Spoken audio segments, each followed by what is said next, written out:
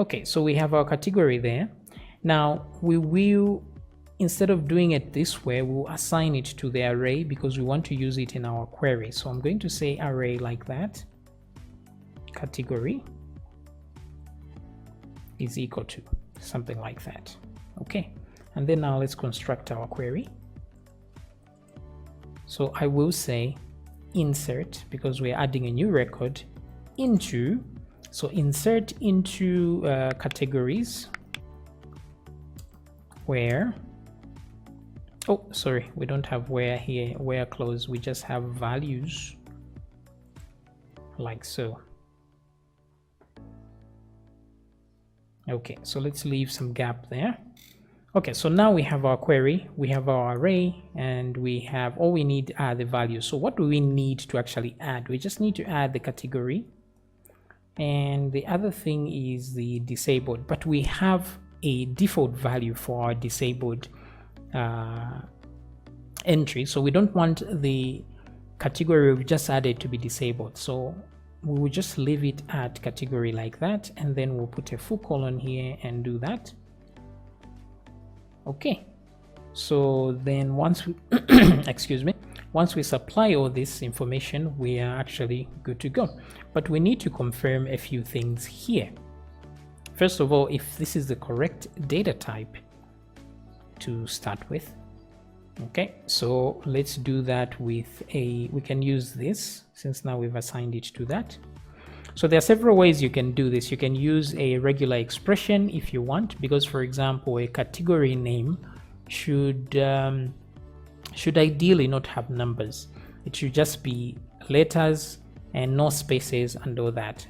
So what we will do is we're going to have a preg match here. So we will say preg match.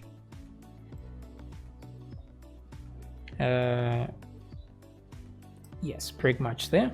And then let's create a regular expression pattern. So here the pattern is simple. We just want A to Z like that. So you can put capital versions of this as well like that. That's all we need. Numbers to just letters by themselves, no numbers or anything like that. And so it should be like this from the beginning. So let's put our caret there, and to the end as well. So it should match this. So we'll put our $sign there, and then our subject is that array right there. So let's put that subject there like so. So preg match returns true or false. So we have to put an if statement. If not preg match, we are only concerned if it doesn't match that. So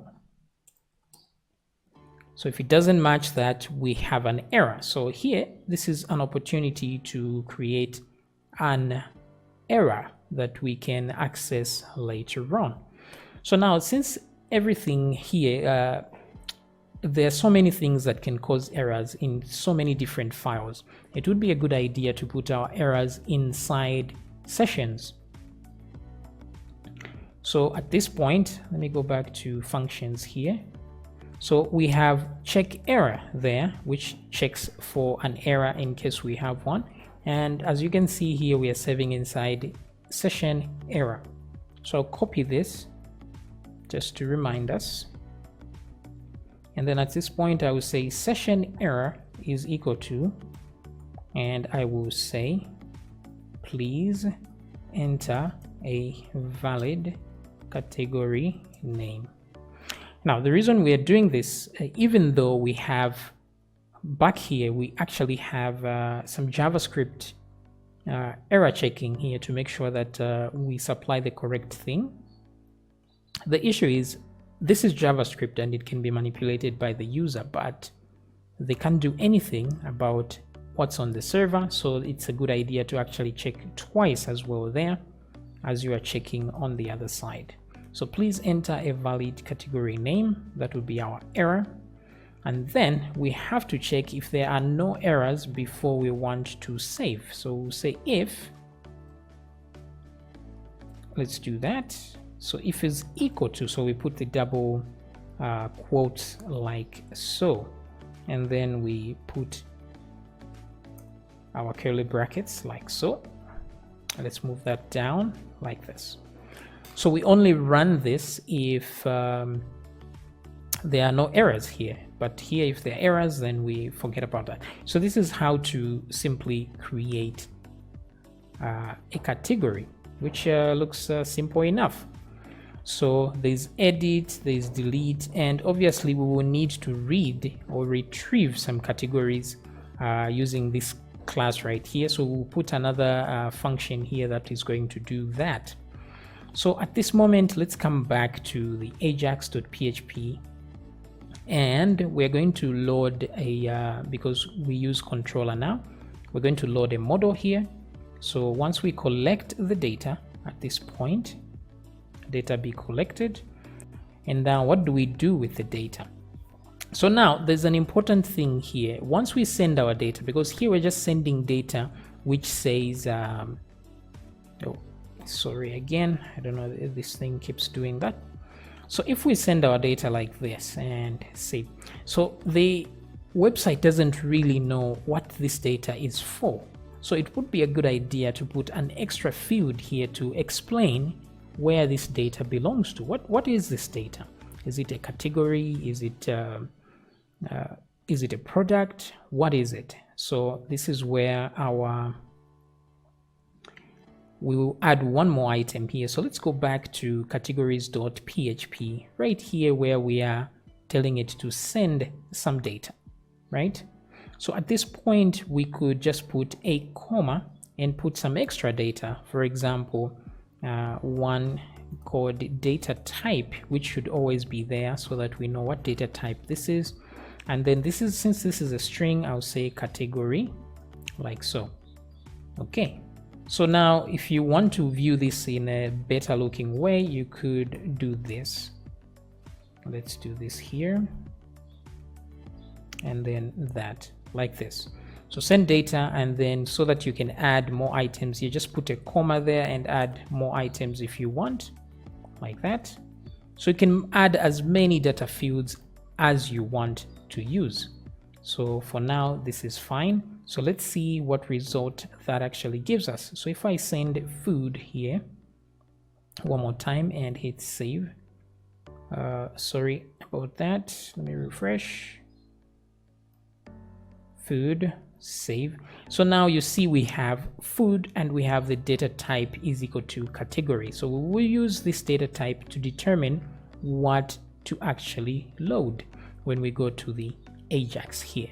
So what I will say is I will do this. I will say, because now we have this object here, so I'm going to say data if is object, just so we are clear on that one, so that we don't try to do things on a non-object. So if this thing is an object, then we are good to go. So what I will do now is going to check if, so data type category, like that. So I will do that. So if data, oh, wait a minute. It's just if data type, like so, is equal to category, like this. We do something here. So as you can see, we're checking if it's an object. If it is, we're checking its data type, which is category. So if it is category, then we do some stuff here. So relating to category. Now here, we're just saying a category here, which is not very expressive. So we might just do something like add category. That way we are more expressive with our information, right? So let's come back here, because there are many things you can do with a category. So we're just going to do that, add category in the JavaScript here. Okay, so that we send that. So if it's add category, good, add new category.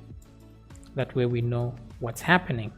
So at this point, I just want to create a category class. So I will say, I'll use small letters. Category is equal to load model. Load model. And what is the model name? The model name is category, right? This is the class right there. Okay, category, that's the model name. Good. So once we load that category, we can now choose one of the functions inside the class to actually run. So in this case, we want to run the create. Okay, so create, yes, okay, that looks good enough. So let's go back to the Ajax, and so I'm going to say category create, and then of course we will want to pass in the data like that. Okay, pretty cool, pretty cool. So now here we didn't give it any anything to return here, right? So we might as well do that. So what I will do here is I'm going to say if there's no error here, we can return something here. Actually, return true. And then if things didn't go well, we're going to go down here and return false. That way we just get a sense of whether things went well or not. Now you could right here just put something like check is equal to database right, because this also returns true or false whether the query was successful or not. So we can use that to determine if the query was successful. So I could say if check like so, then we return true like that. And then if that doesn't work out, we're just going to get return false here. So no need to put an else statement there, because once it passes through here, it will go to there if it didn't return at this point.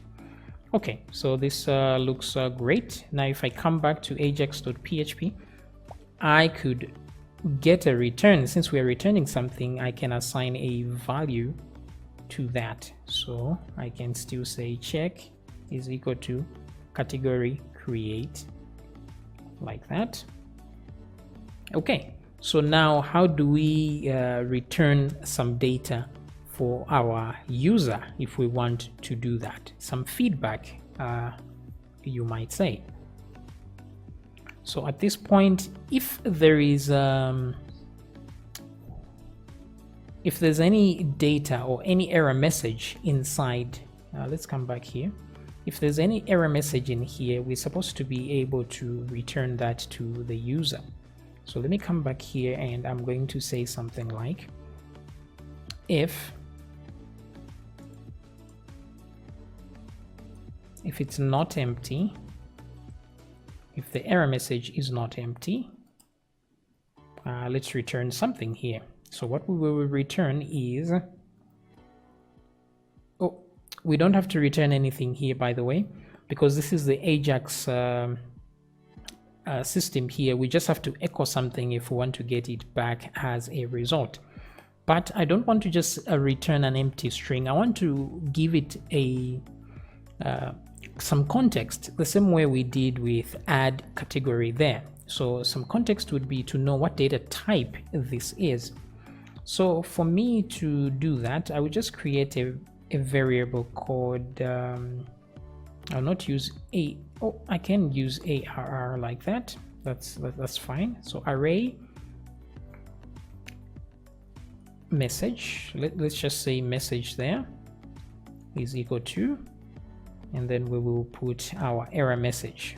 Okay, and then we can say message type. So the message type is error. Okay, and then so yeah, we have a message to return and we have a type. So we could return some data as well, array data.